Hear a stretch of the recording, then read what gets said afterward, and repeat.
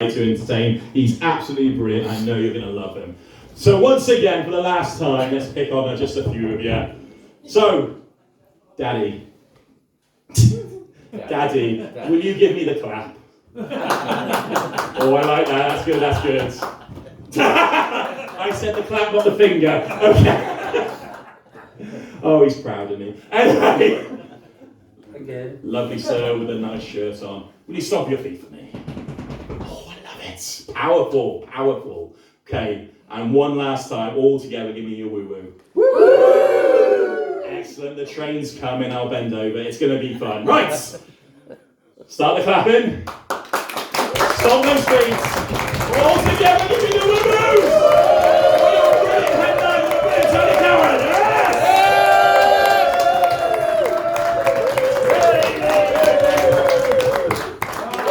Thank you very much, ladies and gentlemen. First of all, massive round of applause to your wonderful MC. Give them a big D, ladies and gentlemen. So, look at you lovely people. So, just to introduce myself, my name's Tony. My motto in life is never a borrower nor a lender be, which is why I lost my job at the library.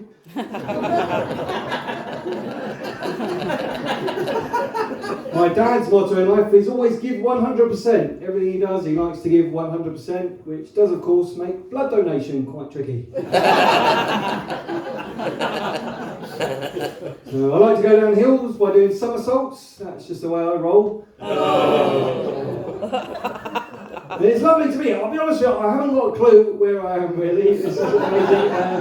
The address I got given was Malvern, but this is not Malvern, is it? Because Malvern's got street lighting, hasn't it? So this is really in the back of the other bit. It's lovely to be here. It's nice to be here. I've had a bit of a weird time getting here though, if I'm honest, because I had a bit of a weird journey. I live over in Loughborough, over in the East Midlands there, right? And first bit of the journey, a little bit up the M1, then onto the M42 to get across. And I had a bit of a nightmare because my car broke down on the M42 and I had to call out the RAC. The recovery man though turned up, he was a lovely fella, and he said to me, Tony, he said, don't panic. He said, if I can't get your car going, I'll pull you off at the next junction. Hey. And I know, sir, I just thought, bloody hell, that is comprehensive road service assistance. Unfortunately, sad end to that story, he did get my car going. So, and then, of course, you get off the motorway, you get down a little lovely, it's beautiful, isn't it? Around here, it'd be lovely in the light, wouldn't it? It was dark. When I was driving here, and then I had a bit of another disaster because I saw one of these signs, you've probably seen these, I saw a sign that said hidden dip. Yeah, went round the corner, crashed into a tub of guacamole. That's why I was only a little bit late. So that is nice. I've had a weird day, if I'm honest. I woke up this morning with a dead leg.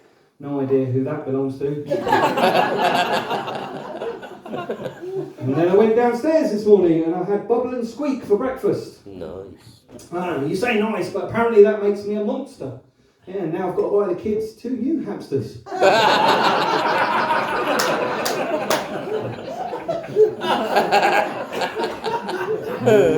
I've been to the garden centre today. I went to the garden centre, just spent a couple of hours standing in the middle of my garden. And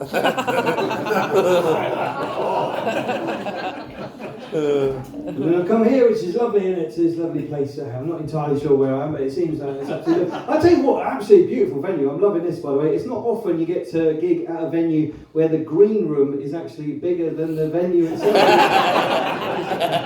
It's fantastic, isn't it?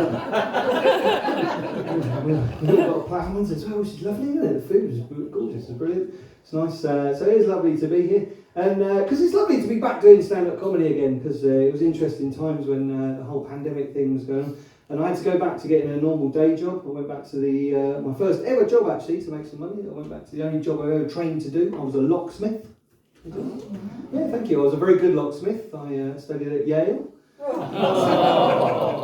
have to say that opened a lot of doors for me. And of course it was great because during the pandemic I was considered a key worker. So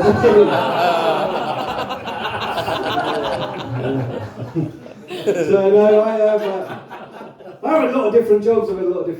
I used to be a manager for a little while. I was a manager at the Energy Efficiency Council. Yeah, but I lost that job for telling my staff that my door was always open. I used to be the DJ at Stonehenge. although I'm no longer mixed in those circles. But my favourite job, and we've got a lot of lovely ladies in tonight, the ladies might appreciate this, my favourite ever job was working at the Rampant Rabbit Factory. Any fans? Yeah, I worked at the Rampant Rabbit Factory. That was a brilliant job. We had a fantastic motivational slogan. It was, if you build it, they will come.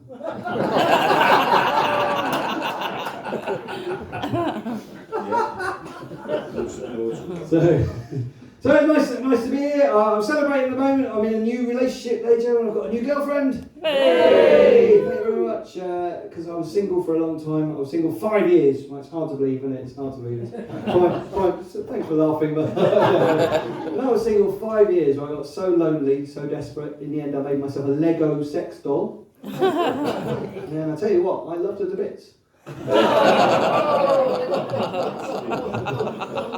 She had a fantastic arse, but in the end I did have to break it off. So, but then I've got a new girlfriend. She's wonderful. I met her while she was working at the zoo, and there she was in her uniform. Straight away, I thought she's a keeper. And when I met her, she said she wanted a fairy tale romance. So being a romantic, I locked her in a tower. Made her sleep with 7 dwarfs. So that was a hell of a weekend. But no, I've got a new girlfriend. My new girlfriend is a Geordie. She's from Newcastle. I don't suppose we've got any Geordies in, have we? Have anyone been to Newcastle? Yeah. Have we got a Geordie in? We got an extra Geordie in? No, you're just someone that's aware of where Newcastle is. Yeah. If you ever been to Newcastle, give us a cheer if you've been to Newcastle. Yeah. Do you enjoy it, sir? Yeah. Yeah, it's a lovely place, isn't it? It's fantastic, a brilliant place. I love Newcastle. It's one of my favourite places to gig. Lovely people, right? And my girlfriend's a Geordie. And we've not only got romantically involved, we've actually opened a business together as well up in Newcastle. We've opened an animal crematorium. Yeah, called Alfie the Zen Pet.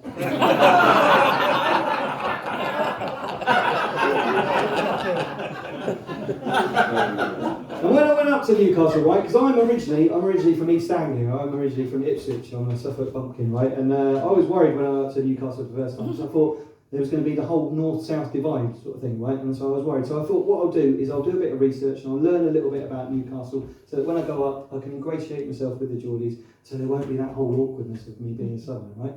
So I learned a fact about Newcastle. And if you ever go up there, feel free to use this fact. This is the fact I wowed the Geordies with. I learned that the medical condition gangrene.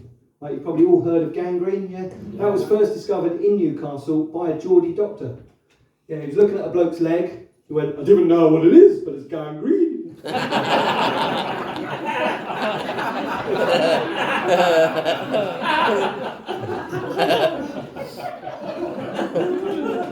There you go. So yeah, I'm originally from Suffolk. That's why I grew up in Suffolk. And I had a sad childhood growing up there later. And for instance, I didn't lose my virginity till I was 21 years old. Shocking, isn't it? Shocking, but that's what happens in East Anglia when you are an only child. Oh, that split the room there, isn't it? It's interesting when you come to a place like this and do an incest joke, because you work because obviously you're like one big happy family in here tonight. Somebody in the back clapping a little bit louder with your extra fingers are working. I'll tell you what, I did that joke in the Forest of Dean once, and you were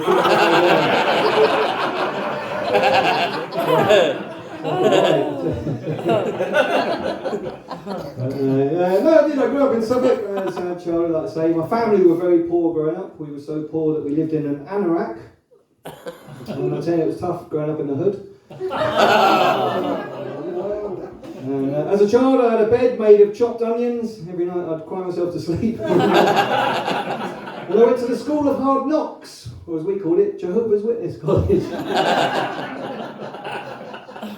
But no, we moved around a lot when I was a kid. Moved around a lot because it's weird. My surname is Cowards, but I actually come from a military family. We're in the British Royal Legion here, aren't we? We've got anyone with military connections tonight? Mm-hmm. Oh, you got military? What's your military connection, madam? My dad was in, and then I was in. It was in the army or navy or army? Yeah. Army. I used to the army. What did you do in the army? I used to fuck people's pay up if they pissed me off. You used to fuck people's pay up if they. You used to fuck people's pay up if they pissed you off. Yeah. Was that the official title? Yeah.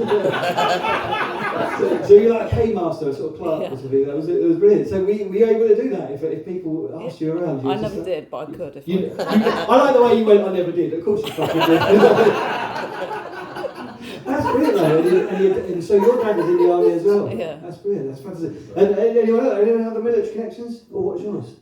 My dad was in the army. Your dad was, so you're an army brat like me as well. Thank you very much for contributing there, by the Born way. in Germany. Sorry? Born in Germany. You were born in Germany, born over there while he was stationed over there. That's fantastic. Because I love it, because I ask that question at gigs and sometimes no one answers, right? Although the other day I got a young lad, a 15-year-old lad, he put his hand up and I said, anyone got any military connections?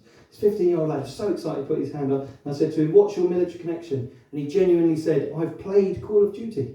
I don't think he still gets the PTSD. But no, my dad was in the army, my dad was a Royal Engineer. My dad's a Royal Engineer, yeah, specialised in clearing minefields. And he always wanted me to follow in his footsteps. The safer. And my granddad was in the army as well. My granddad was the regimental Christmas tree.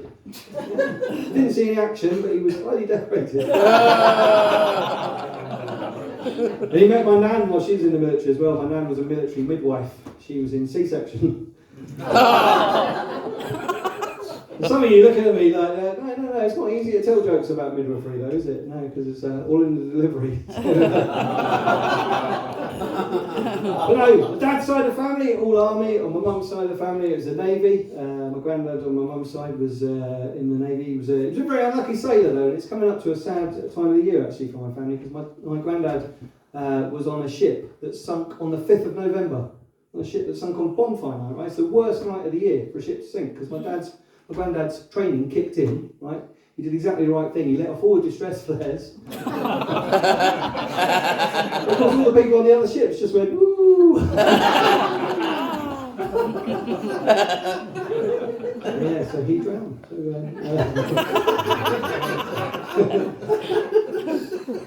So I know I'm from Suffolk. I'm an idiot, right? But I'm very creative. I tried to use lockdown to my advantage. I actually wrote a film script during lockdown. Wrote a film script that I've sent off to Hollywood.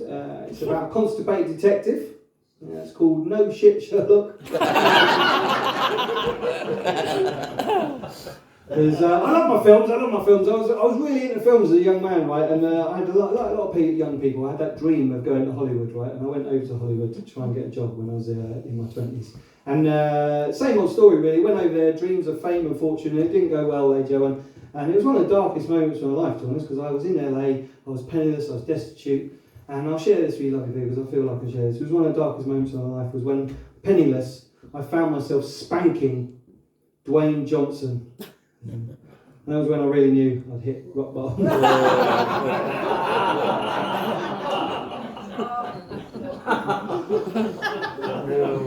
So yeah, I tried to use lockdown to my advantage. I'm also a big fan of Dragon's Den. Don't know if you've seen Dragon's Den? Yeah, where inventors, they pitch their ideas and they try and get investment. I've come up with a few things during lockdown, see what you think. I invented a talking measuring jug, which speaks volumes. And am I disappointed that my voice activated car isn't working properly? Well, it goes without saying. But where I really think I'm going to make my money, right? This is where I really think I'm going to make my money. Is I invented a medicated shampoo. Right, medicated shampoo not only clears up your dandruff, also helps alleviate arthritis and athlete's foot. I'm going to market that as Head and Shoulders, Knees and Toes. I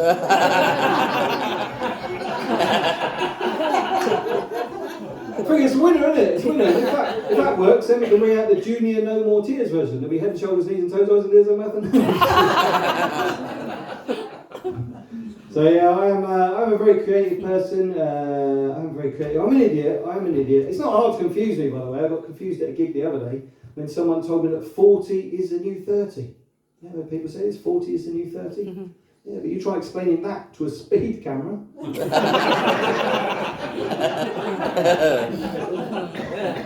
I got confused in Waterstones the other day, right? The bookshop where I live in Loughborough, right? And I walked in there, and in the travel section there, they had a brand new book on display, right? It was on promotion. It was called 101 Places to Visit Before You Die.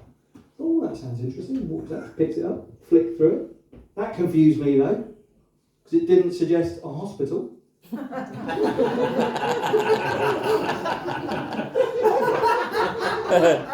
Number one answer there, Joe. Number one answer was the Taj Mahal. Because if I'm honest, it's not even the best Indian restaurant in Loughborough. But no, I do get confused easily, but I do have a very active brain. I have an active brain. And I don't know if anyone else is like this. I struggle to get to sleep at night sometimes, right? As soon as my head hits the pillow, that is when my brain really kicks into gear, fizzing with ideas, questions, sort of thing. Quite often I get kept awake by philosophical questions. Philosophical questions like, can you get acupuncture to cure pins and needles?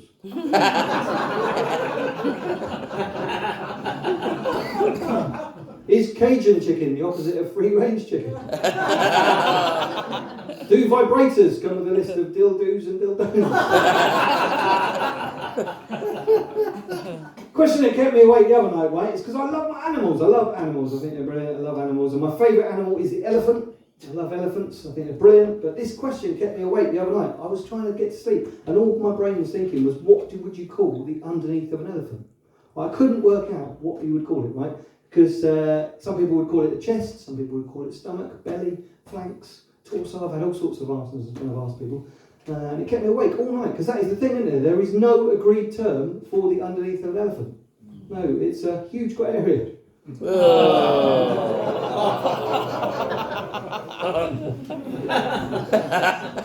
I do love my animals. I love my animals. I've got 4 cats and a dog. Give us a cheer if you've got a cat. Yay. We've got a few cat people. Give us a cheer if you've got a dog. Yay. Slightly more dog people. Thank you. The dog people, they are on my side. I'm more of a dog person, if I'm honest. I don't really like the cats. I'm starting to get fed up of their constant scratching. Beginning to wish I'd never taught them to DJ. But I love my dog. I love my dog because I've got a rescue dog. Yeah, which is fantastic, isn't it? Yeah. The only thing is, it does get called out a lot in the middle of the night. I don't really tell you about that, do I? No, I do love my dog. My next door neighbours have just got a new dog as well. They've just found out that she's in heat, which was a surprise to them because they didn't even realise she was a celebrity. I like you as an audience, by the way, but you pick and choose the ones you like. By the way, at the back there, the thing hanging on the wall at the back there, whoever put that up there, huge props. You can't see that, but there's a big propeller there. Anyway, So yeah, I'm a man of a certain age. I turned 50 at the end of May, and I'm guessing there's quite a lot of my demographic in tonight. Give us a cheer if you're a man and you're 50 or older. Yeah. I love that, because for a second there was like a satellite delay. And, I'm not entirely sure whether you didn't understand the question or your hearing aids weren't working properly. Let's do that again. If you're a man and you're 50, because like I'm looking and there's half the demographic of the room is men over 50. So men 50 or older, give us a big cheer. Yeah. Look at that, fantastic. Right, is there any men younger than 50? Oh, we got a youngster in. Have you just been brought in for fresh blood? There he is. Excellent. What's your name, sir? Paul. Paul, and Paul, if you don't mind me asking, are you got a way to go before you reach 50, or are you kind of approaching it fairly quickly? Yes. Yes. You had the air of a man there that's given up the world to it, so you're definitely getting into 50. Right. Have you heard about the thing that you can get on the NHS when you're over 50? They offer you a thing called the Male Health MOT. Have you heard about this? Yeah. Has everyone heard about this? Do you know about this? Gentlemen know about it, some of them have it. Right. The thing is, they check all sorts of things with your male health MOT. They check your heart rate, your blood pressure, all sorts of things. But there's one thing, that's probably not the right thing to do. But there's one thing that most people know. You talk to young people, that is the one thing they know. They check your prostate. Right? And it was an interesting experience, if I'm honest. I don't know, look, there's a gentleman there. You're laughing. You look like a man. You look like you're a man that checks yours every Friday night. Have you had it checked? Did you get it checked? No.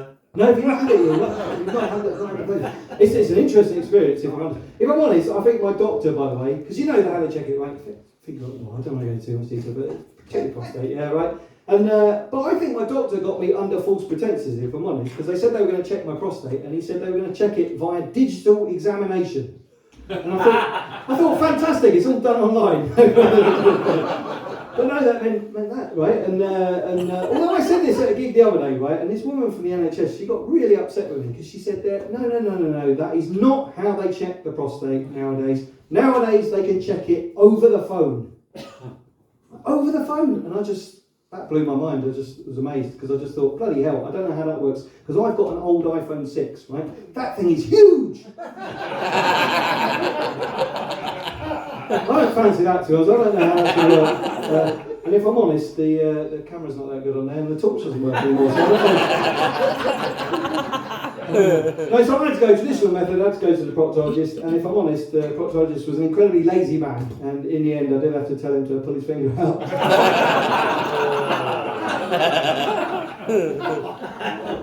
But he was a lovely man. He told me he doesn't actually want to be an orthopaedic. He doesn't want to be a proctologist. He actually wants to be an orthopaedic surgeon. And I just thought, well, I hope he knows his arse from his elbow.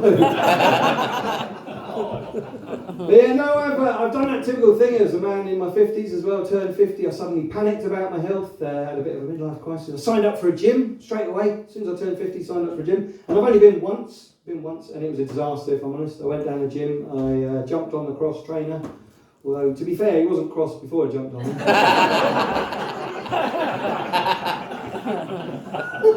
And I've done a bit of research into that as well, and I've found out that the word gymnasium in ancient Greek actually meant naked exercise. Yeah. But you try telling that to the receptionist at Fitness First. And the police.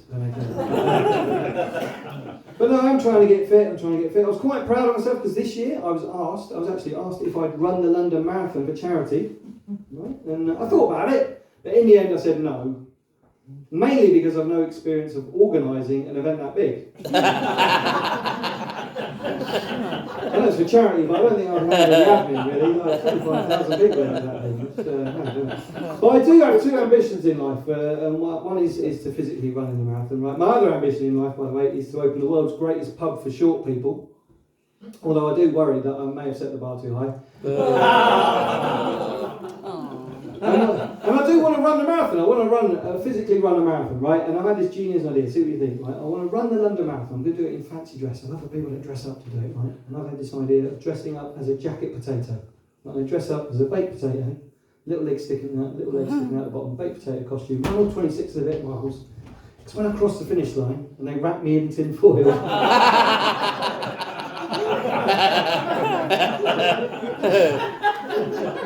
Just completes the look, doesn't it? So what else has been happening with me? I've been a victim of crime, ladies and gentlemen. Someone's been stealing all my bank documents. Called the police, and if I'm honest, they didn't really help though, if I'm honest, because they just sent someone around who took a statement. Which if anything made the problem worse. But I was talking to the policeman. He was a lovely fellow, right? And I found out a bit of information. I don't know if we've got any budding criminals in tonight. I don't know if you've got the criminal for Thursday here. Some of you look a bit rough at the back. But if we haven't got any budding criminals in, right? I learned got this from the horse's mouth, from the police officer, that there is a legal loophole, right, in this country. If you ever commit a crime, right, do it dressed as a handbag. Right, because that way you can only ever be charged with being an accessory. So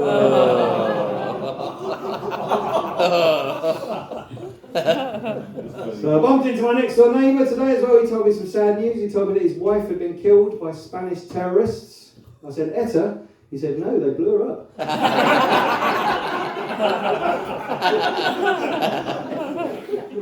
There's something I learned this week, during the week. You can take this away. We were major friends with this. Realised this week, right? If you rearrange the letters of postman, they get really annoyed.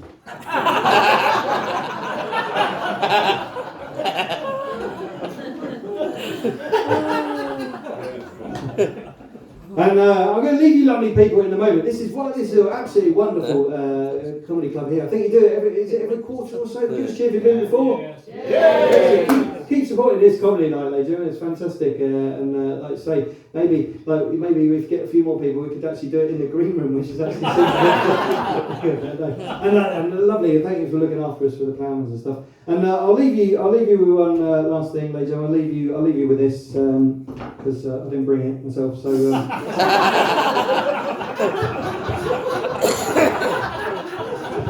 I think it'd just be rude if I walked off with the mic stand. I'll leave you one last thing, right, ladies and gentlemen, because I've been doing a lot of travelling. You do a lot of travelling doing this job, by the way. I do love the travel aspect of this job. And because I'm sorry, what is the name of the village here? Sorry, Cranley. I don't think I've ever been here before, but this is lovely to entertain you people. Because I love going to new places because you learn different cultural differences and things, right? As I say, travel broads of mine. It's genuinely true. For instance, you guys know what a Kindle is, yeah? You know that Kindle is an electronic book. I thought that was a universal reference. I thought everyone would know what I was talking about when I mentioned a Kindle. Right? Until I went to New Zealand. Because in New Zealand, a Kindle is what you put on a birthday cake. Come on, bro. But yeah, I do love the travel aspect of this job. I do love travel. Not a fan, if I'm honest, not a fan of Germany. Right? Not a fan of Germany. And it's not for any historic reasons or political reasons or sporting reasons even. It's just that I had a bad experience in Germany as a child on a family holiday when my dad nearly choked to death on a German sausage. Someone's had a similar experience. But no, my dad nearly choked to death on a German sausage, and of course after that we feared the worst.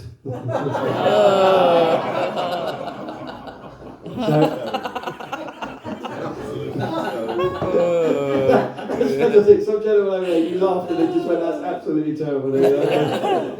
I love that reaction. My favourite reaction to any of the jokes I've ever done, by the way, was at a gig I did recently where a bloke laughed. He couldn't help but laugh at one of the jokes, and then he just went, "Get off!" But ladies and gentlemen, you have been lovely, and I'll leave you with one last thing, right? Because I've been doing a lot of travelling. I've been all over the place this week, right? And I know I was coming to entertain you lovely people here, right? And I was feeling a little bit low energy. But as I've got into my 50s, I've got a little bit hippy-dippy. I've got a little bit sort of spiritual into slightly alternative therapies, right? And I've been getting acupuncture recently, aromatherapy, shiatsu massage and that sort of thing, right? And I had a look and I thought, what can I do? What is a therapy I can do to give myself a bit of an energy boost? Because I was feeling a bit low energy this morning, right? So I went today. I've never done this before, but I went today and had a coffee enema. Right. Now, I don't know if anyone's you're wincing there, so you all know what an enema is. Yeah, I don't want to go into too much detail because, again, it's bottom related, but a coffee enema, basically you get a cup of coffee, a funnel and some tubing. No polite way of saying this, but the tube goes up where the sun don't shine, right? You pour the coffee down the funnel, coffee goes down there, coffee goes up the tube, coffee goes up your backside, right? And in your colon, in your lower digestive system, there's loads of blood vessels, and what happens is the caffeine, stimulant in the coffee, goes straight into your bloodstream and gets pumped around your body. It takes a couple of seconds, but it gives you the biggest caffeine rush you've ever had in your life, right? It's amazing. If you're feeling low energy, really does wake you up. Does, however, get you thrown out of Starbucks.